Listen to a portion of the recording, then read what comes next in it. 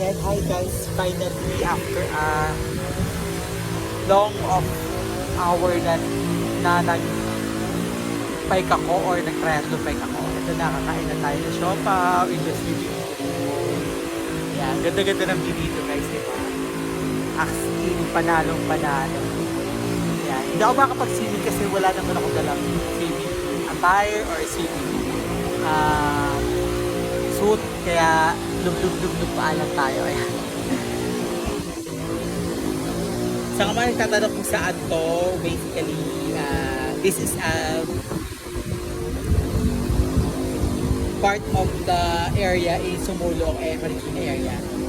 So it was nice view and so nice and comfy places where you can actually enjoy the view and the scenery of all the trees around and the premises.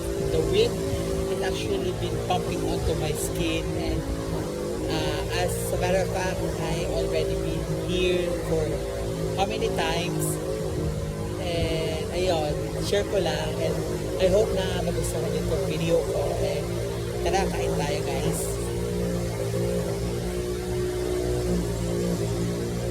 Yun lang po, bye bye po, see you around.